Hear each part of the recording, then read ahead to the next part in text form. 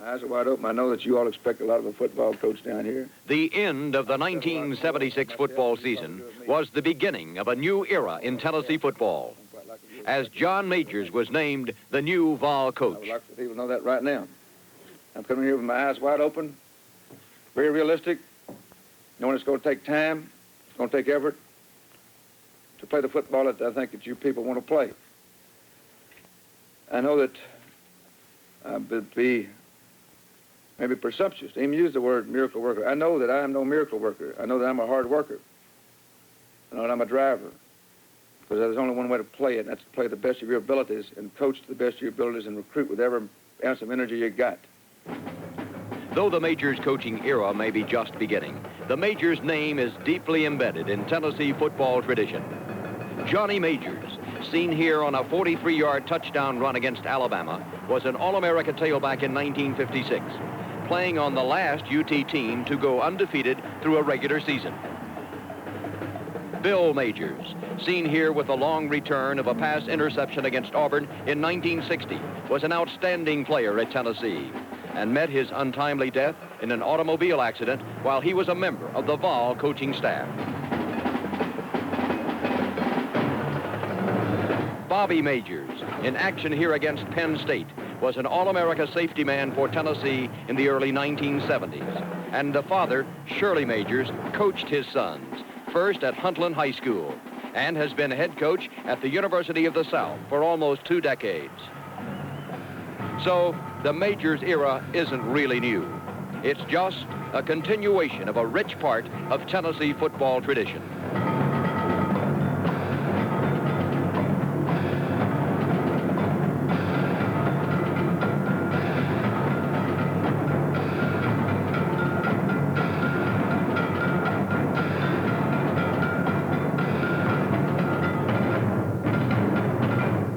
The Majors era begins with the players who returned from the 1976 team, the foundation of his first team, with running backs like Bobby Emmons, fullback from Fayetteville, who shows here that he has both speed and power, and Kelsey Finch, who missed half of the 76 season with a broken shoulder, will be back for his junior year. This 19-yard gain was against Auburn. There's speedy Frank Fox from Knoxville, with the quick feet and great balance and the innate knowledge of the cutback, as seen here in this 43-yard run against Alabama. Also returning for his sophomore season is Hubert Simpson, strong and speedy running back from Athens, Tennessee, here setting up the Vols' first touchdown in a big victory over Memphis State. Quarterback Joe Huff from Oklahoma City, scrambling here to complete a pass against Kentucky, returns as a make-something-happen junior.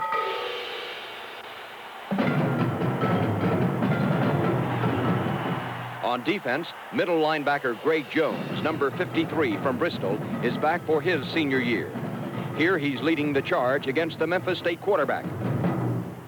Strong safety Russ Williams from Cincinnati, here making an interception against Alabama, also returns for his final campaign. Craig Colquitt, junior-to-be from Seattle, played at linebacker in 1976. And this jarring tackle by number 44 was indicative of his play throughout the season. So, while the loss of superstars Larry Seivers, Stanley Morgan, Andy Spiva, and an outstanding senior class poses critical problems, the new Vol coach is realistic about the future. And I think Tennessee plays a tough schedule. I think the Southeastern Conference is very tough, but also I think it's a realistic schedule. And if you recruit good football players, you can win, and it will take time. Yes, I think you can win, and win big here. I wouldn't come. I think it might be some ups and downs the next 2 or 3 years. I really do. I'm not counting on losing any games, but I think we quite likely may lose some football games around here. I just hope when we do that we're scratching and crawling, and we're trying to get better each week. The future of Tennessee football is built on the foundation of decades of success. Most of all, it's built on the unique involvement of people throughout the state, of a university and an athletics department that maintains a positive attitude, even through difficult circumstances. Coach Bill Battle. There have been a lot of good things that have happened during my years at Tennessee as an assistant coach and as a head coach. We've won a couple of Southeastern Conference championships. We've been to 9 bowl games.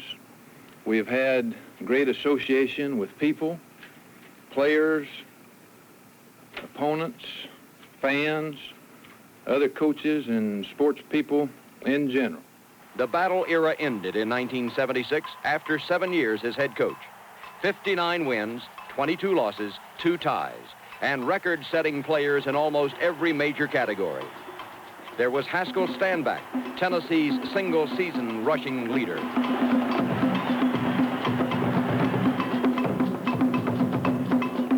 Bobby Scott, career passing leader. And career rushing leader, Kurt Watson.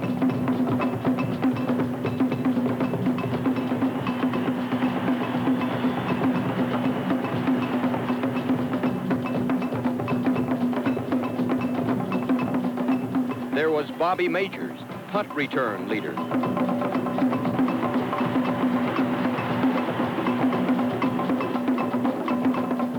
Career total offense leader, Condrich Holloway. And all-time pass receiving leader in every category, Larry Seivers, who was a key figure in many of the exciting moments of 1976, when the Vols finished with a 6-5 record.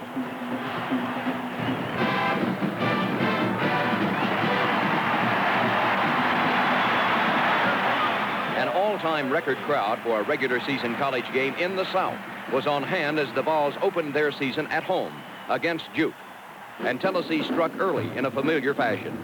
Randy Wallace passing complete to Larry Seivers.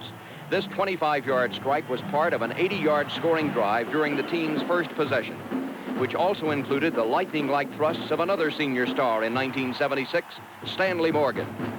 But the Vols fell behind 21-12. Sophomore Kelsey Finch put 6 points on the board with this 8-yard run, but missed extra points left the Vols losers 21-18. The next Saturday night, the kicking game was rejuvenated, as demonstrated by this 49-yard Jimmy Gaylor field goal, and the Vols shut out TCU 31-0. Quarterback Wallace from Jacksonville, Florida, started the scoring in that game with this 17-yard run late in the first period. Then in the next quarter, he connected with Clinton, Tennessee's Larry Seivers for 69 yards and a touchdown.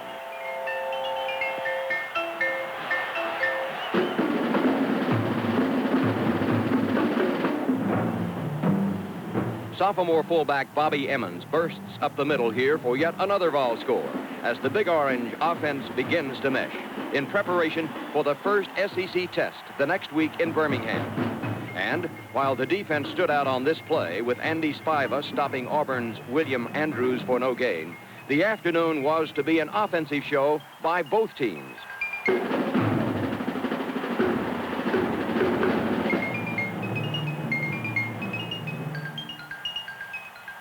Tennessee mounted an 80-yard drive late in the first period, with this 29-yard run by Kelsey Finch the key play. But Auburn was leading 10-7, when in the second quarter, Stanley Morgan, at the top of your picture, lined up at tight end and found himself wide open for this 73-yard scoring pass from Wallace.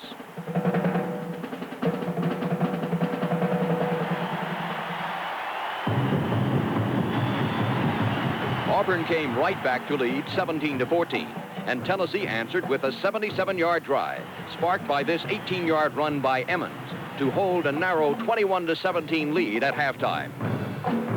Then, as the lead seesawed throughout the second half, Auburn struck with this 30-yard pass from Phil Gargis to Terry Fuller, and the Tigers emerged with a 38-28 victory. Next came Clemson in Knoxville, and the Vols, trailing 7-0, started the now familiar 80-yard drive with this Seivers catch, a key play. After tying the game at 7, Kelsey Finch added another touchdown with this 21-yard burst around right end, behind the blocking of number 77, Scott Farrer, number 40, Bobby Emmons, and number 21, Stanley Morgan. And Seivers sealed the corner.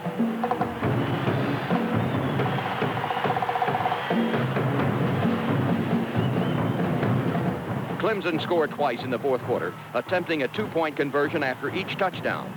Tackle Danny Jenkins stopped this try, and the Vols nailed down their second win of the season, 21-19 over Clemson. Georgia Tech's Grant Field was the scene of the next Vol victory, with Wallace calling plays at the line of scrimmage as the Big Orange swamped the rambling wreck. Here's Emmons for 14 yards. While the Vol defense, coming of age with each passing week, was containing Tech's strong running game and modest passing attack with plays like this, the offense, with runs like this 15-yarder by senior Mike Gales, was mounting scoring drives of 78, 56, 86, 55, 85, and 58 yards. This 35-yard Wallace to Seivers pass was part of the third touchdown drive in the second quarter. Tennessee had opened up a 28-7 fourth period lead when Frank Fox broke free and rambled 77 yards to the Tech 8-yard line to set up the fifth Vol touchdown, as the Vols rolled to an impressive 42-7 victory over Georgia Tech. A freshman, Hubert Simpson, was the star of the final scoring drive in that game, as he ground out consistent gains behind the hard-charging offensive line. And then it was back to Knoxville for the nationally televised battle with Alabama. Trailing 6-0 in the second quarter, Tennessee tied the score with 2 Jimmy Gaylor field goals. The second one coming after this pass interception and 22-yard return by Russ Williams. Alabama led 13-6 when the Vols mounted an 80-yard drive, first with this 32-yard pass from Wallace to Seivers.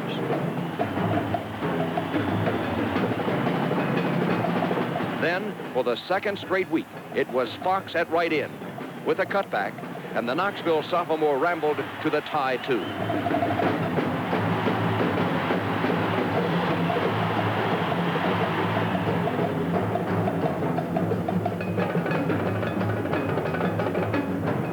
Emmons, with extra effort, scored 2 plays later, and the game was tied at 13-all.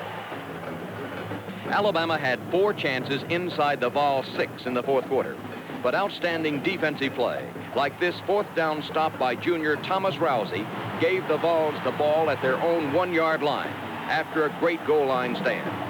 But Tennessee was unable to move, and Alabama won 20-13. Florida was sitting atop the SEC standings when the high-scoring Gators of former Vol coach Doug Dickey came to Neyland Stadium the next week.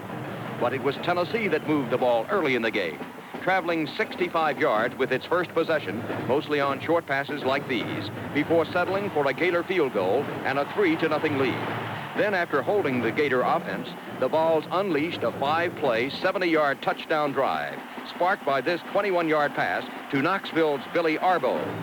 The touchdown came on this Morgan sweep, as Tennessee led Florida 10-0 with less than 8 minutes gone in the game. But the Gator defense stiffened, and the score was 10-10 at the half. Then, after Florida grabbed a 20-10 lead, Joe Huff, replacing the injured Wallace at quarterback, engineered an 80-yard scoring drive. It was 3rd and 19 when Larry Seivers made this catch for 26 yards. Then it was Stanley Morgan, moving the ball almost to midfield on this deep reverse.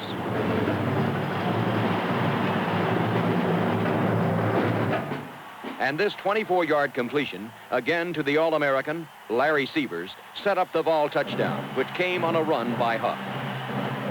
And the Vols pulled to within 2 on this 2-point conversion, with Huff pitching to Morgan. But Florida recovered an onside kick and won the game 20-18. An open date to regroup and heal the wounds. Then to Memphis, where the offensive-minded Memphis State Tigers were waiting. But the developing Vol defense was ready too, as Tennessee's Russ Williams intercepted this pass on the first play from scrimmage.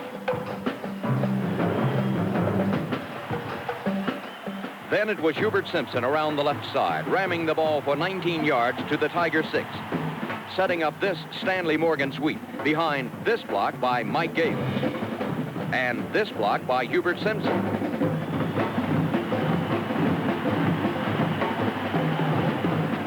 With this deft step at the goal line to give the Vols an early lead. Despite outstanding defensive plays like this sack of the Tiger quarterback, Memphis State came back strong to lead the Vols 14-7. When this third quarter tackle by Craig Colquitt caused a fumble that's recovered by Greg Jones, and Tennessee tied the game 5 plays later. The Vol defense came of age in this game, completely shutting down the powerful Memphis State offense in the second half. And Larry Seivers, a consensus All-American for 2 straight years, caught this Joe Huff pass to break the record held by another All-American, former Vol Richmond Flowers. This play put the ball at the Tigers' 8-yard line.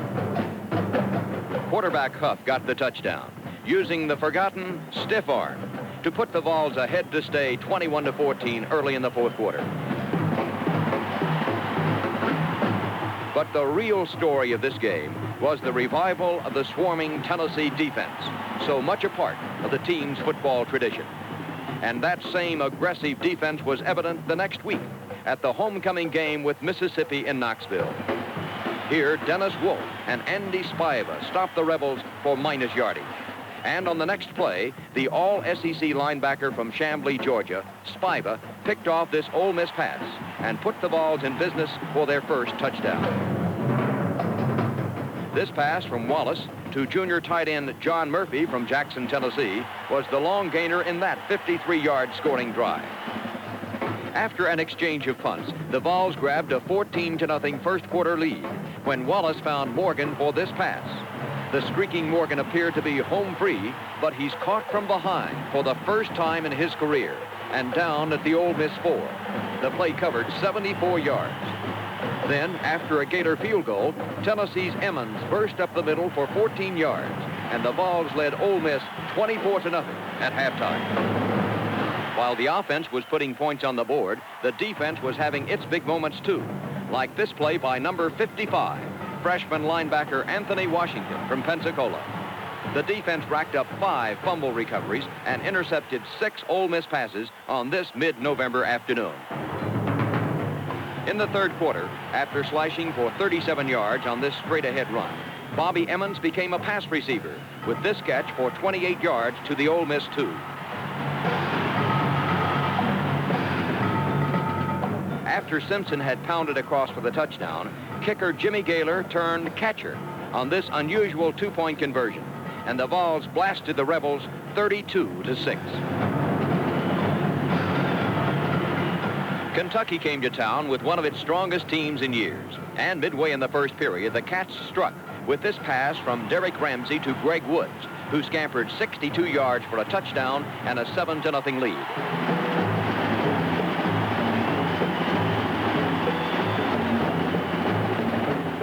Tennessee was plagued with poor field position throughout the game. But the Vol defense came up with another goal line stand, stopping the Cats 4 times inside the 7-yard line, led by David Parsons, Russ Williams, and Charles Anderson. So Kentucky held its slim 7-0 lead at halftime.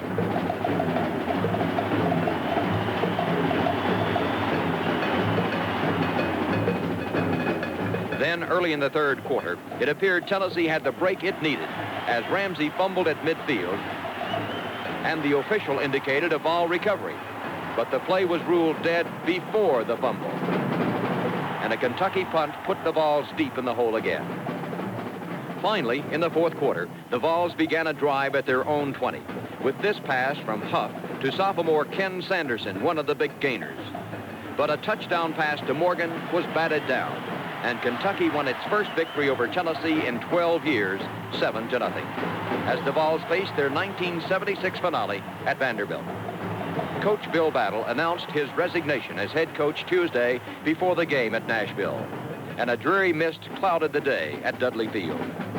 Vandy turned a fumble into a field goal and led 3-0 when freshman Hubert Simpson raced 19 yards to the Vanderbilt 46. Tennessee grounded out to the 21, where Emmons found room up the middle on this draw play to the Vandy 4-yard line. And it was Simpson leaping into the end zone to give the Vols a 7-3 first period lead. But Vandy came back to turn another Vol fumble into a 10-7 halftime lead. In the third period, Tennessee began a 16-play drive that covered 52 yards, with this pass from Wallace to Seivers the key. Simpson was the bellwether of the drive, carrying the ball 4 straight times, including this 4th down burst to the 2, from where he scored the go-ahead touchdown for a 13-10 Vol lead.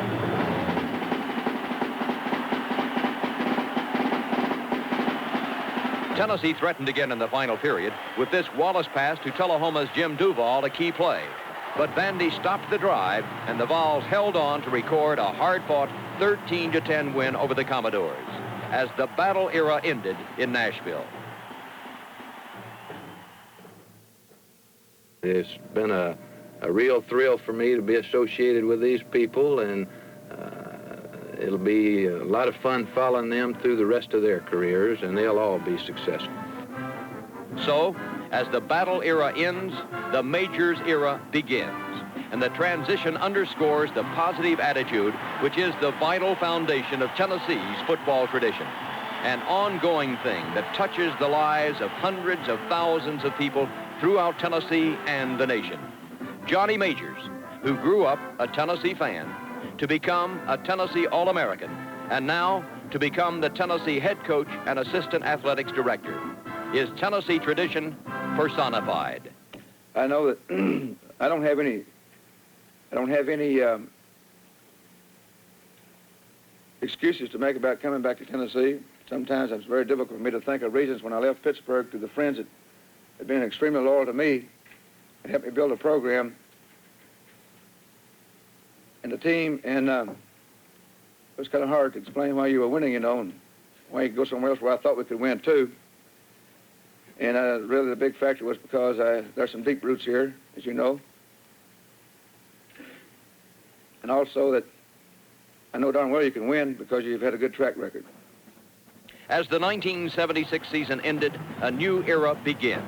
And for the future, as in the past, the unique strength of Tennessee's football tradition lies, as always, in the independent pride and loyalty of the people of the state.